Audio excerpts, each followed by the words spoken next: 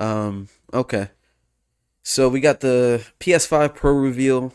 This isn't really a console that, as much as I love PlayStation, that I'm even looking forward to or even say that we need. So let's see what they're talking about, see what they have to offer. Again, I'm already saying ahead of time, this is just the most pointless console there is. I need games. I don't need more hardware. Hi, I'm Mark Cerny. I'm Ooh, excited hold on, let me turn that down real quick. My bad. A little bit loud for my taste.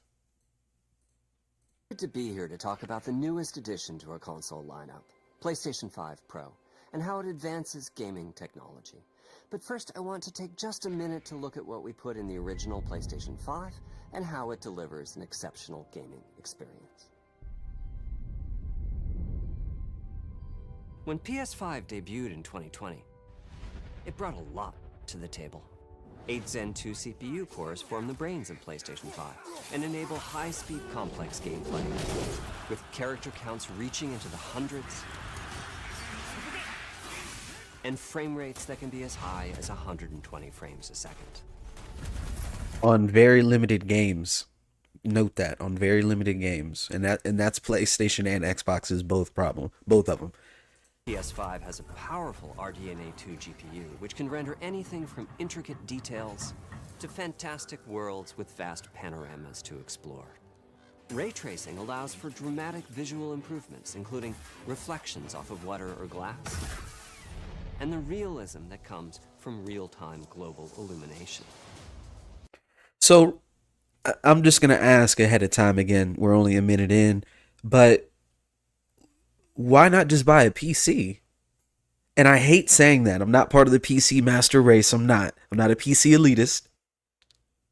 But honestly, with everything that you're saying to me now, why not just buy a PC? Just saying. A custom SSD can load data at breathtaking speed, resulting in ultra-fast transitions between game worlds and data streaming rates so high that traversal speeds are essentially unlimited. You okay? I'm working on it! Tempest 3D audio tech brings an unparalleled sense of immersion to the sound of the games. With audio so real, you may not even need to see the enemies to know exactly where they are. Finally, the DualSense controller has haptics that let you feel through your hands what your character is experiencing inside of the game. It's wonderful to see such variety and richness of game experiences. Creators have made amazing use of the hardware capabilities, but when I talk to them, I do hear about their desire for more graphics performance.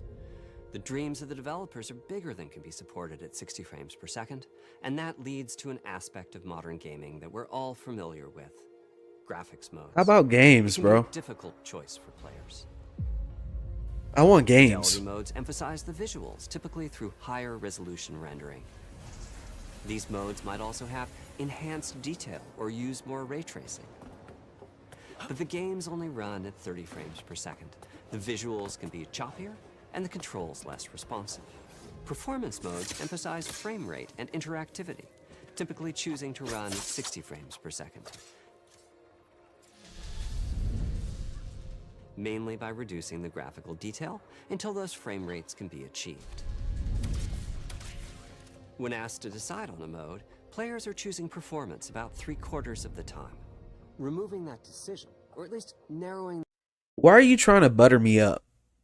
Like, does anybody else feel like that? Like they're sitting here just trying to butter you up? Like, get to the point. that divide is one of the key targets for PlayStation 5 Pro. We want to give players the graphics that the game creators aspire to, at the high frame rates that players typically prefer. To do that, PS5 Pro substantially improves over PlayStation 5 in 3 ways. Here's what we call the Big 3. First, we made the GPU much larger and I'm here and increased the buy a speed of the PC. memory it uses. The result is rendering that's up to 45% faster.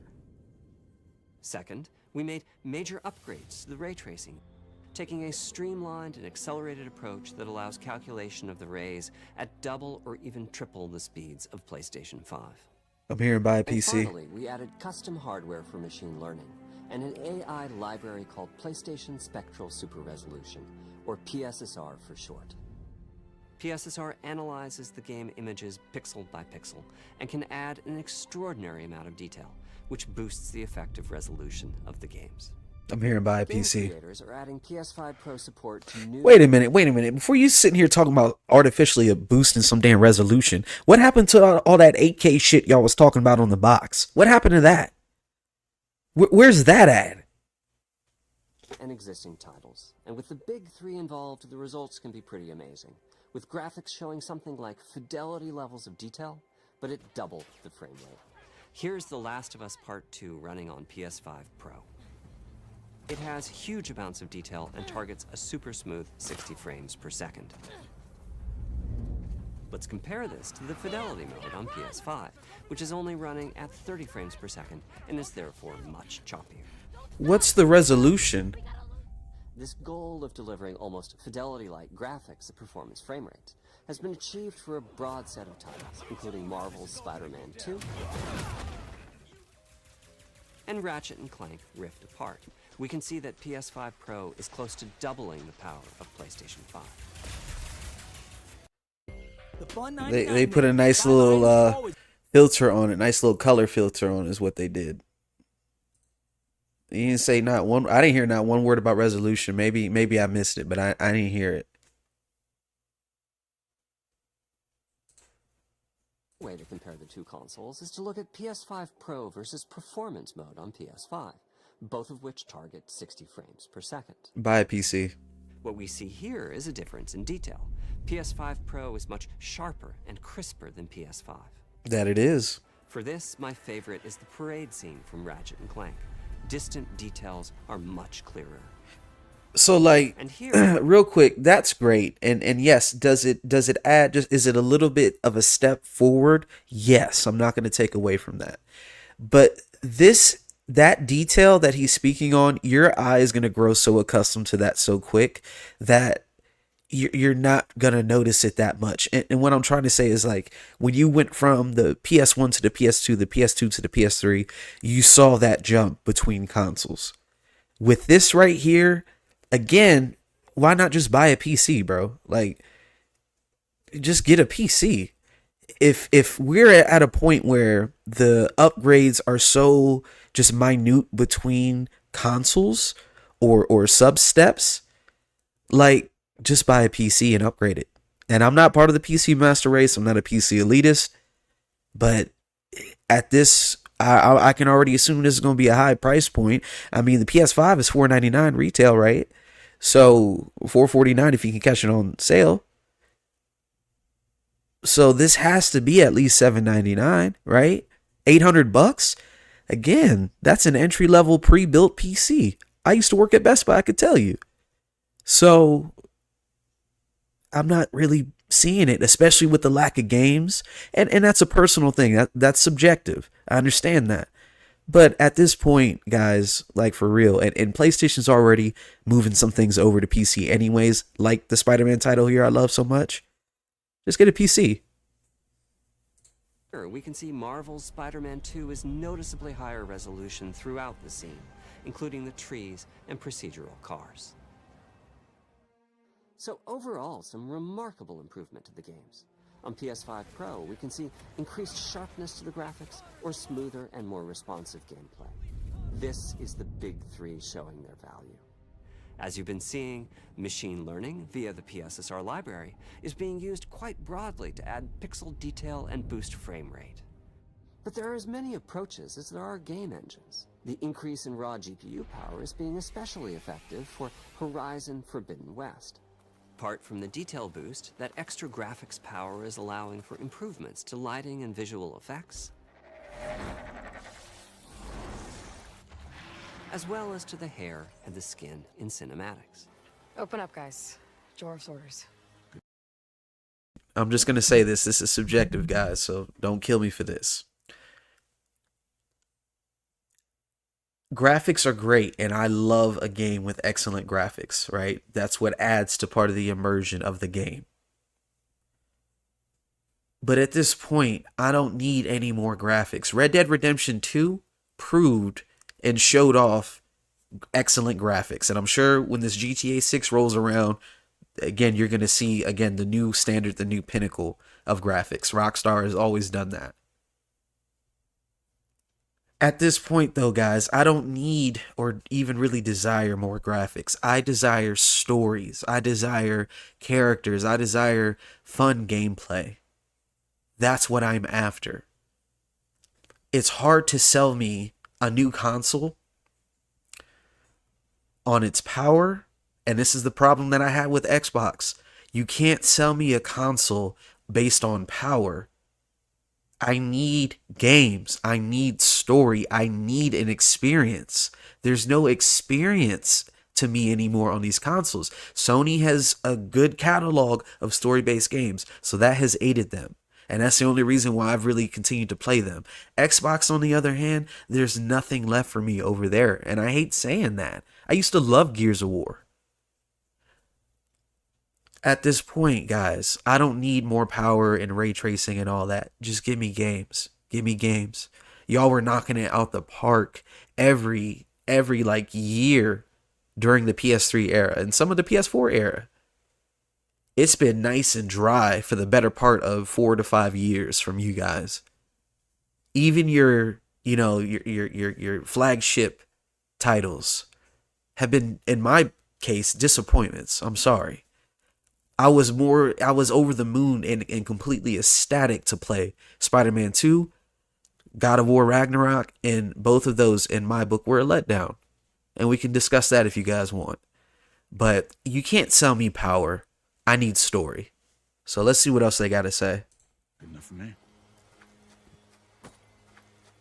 Ray tracing is finding broad usage as well, particularly when the games are focused on higher frame rates. The faster hardware in PS5 Pro can make a real difference. Allowing Gran Turismo 7 to add ray-traced reflections between the cars in gameplay. Hey, respectfully, and again, this is my bad. Respectfully, who plays Gran Turismo? Like, I don't know anybody. I've never played it. Like, who plays it? Respectfully, who plays it? Is it an overseas thing? Is that what it is? I don't, but honestly, respectfully, bro, like Forza, in my book, has had y'all beat. I know y'all got y'all's movie and whatever, but I'm sorry, Forza has had y'all beat, bro.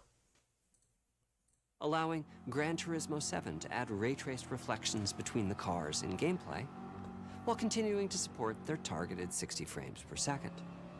That boost in ray tracing is also delivering big wins for Hogwarts Legacy, allowing not only for better reflections and a greater variety of reflective surfaces, but now why'd y'all have to go and bring back how pissed off people were about Hogwarts Legacy not getting any kind of award or Game of the Year, whatever it was that completely just had everybody in uproar? Why'd you have to bring that back? Why'd you do that? also for further realism in the casting of shadows.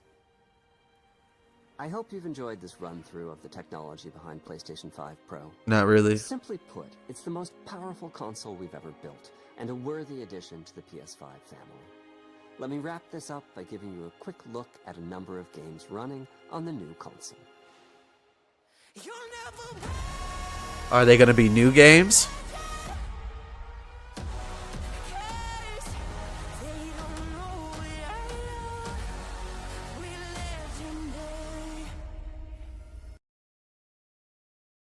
Okay, so they added 2 extra lines or 3 extra lines. Is that what happened? Is that kind of their callback to the PS4 Pro? Is that what I'm looking at here? Okay, it looks okay. It is what it is. Let's keep going.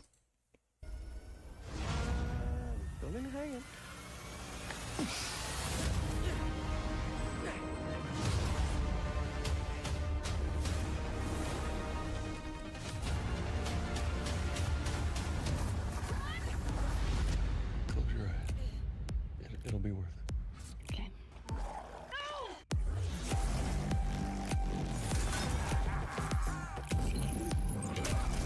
Did I do it? Oh, what is this?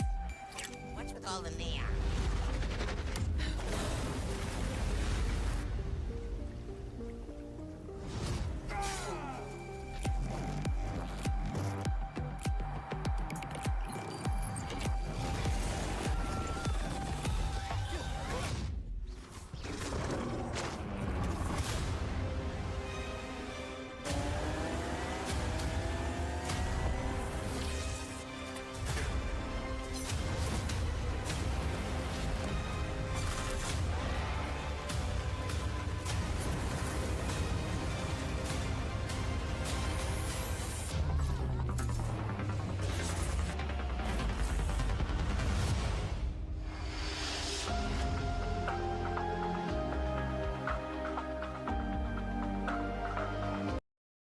Okay, wait a minute. So, my bad. I was getting my food out the oven. So, 699, 699. All right, so $700. I think I said 799. So $700. So that's a little bit better than what I thought they were going to give us. But here's my only problem with that, guys. I was thinking about it while they were playing that. The PS5 came out. It was that 2020, tail end of 2020, right? So it's been almost 4 years. 4 years later, after releasing that console and everybody having to fight hand and foot to the death outside of GameStops and Walmarts for these consoles, you've dropped basically no games. In my book, in my opinion, your flagship single party games, first party games, have been an absolute letdown for me. Starting with The Last of Us 2. And it just kind of I guess, domino chained after that.